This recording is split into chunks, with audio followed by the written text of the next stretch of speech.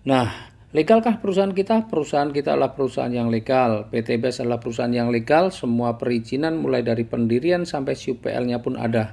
Bahkan Majelis Ulama Indonesia setelah mengkaji sistem usahanya, akhirnya Majelis Ulama Indonesia pun menyatakan bahwa sistem bisnis PTBS ini diperbolehkan.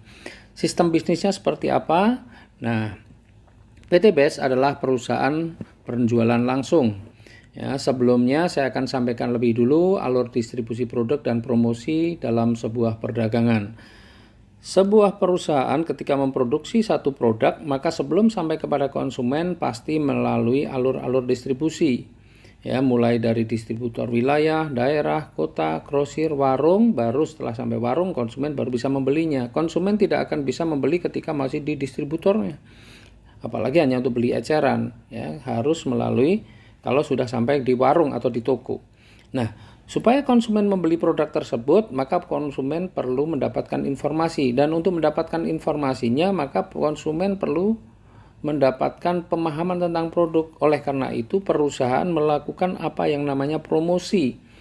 Promosi supaya informasi tentang manfaat produk itu sampai kepada konsumen. Dan untuk melakukan promosi, perusahaan kadang-kadang menggunakan artis, kemudian menggunakan media cetak dan elektronik seperti TV, radio, internet, kemudian spanduk, baliho, reklame, koran, dan lain sebagainya.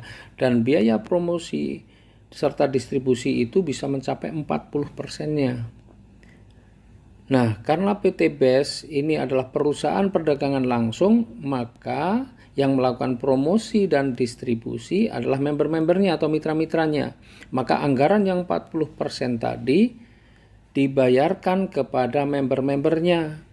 Karena yang melakukan distribusi dan promosi adalah member-membernya atau mitra-mitranya. Nah, alokasi 40% ini diwujudkan dalam bentuk apa? Dalam bentuk uang cash, dalam bentuk hadiah-hadiah cash mulai dari motor, umroh, mobil, bahkan juga rumah.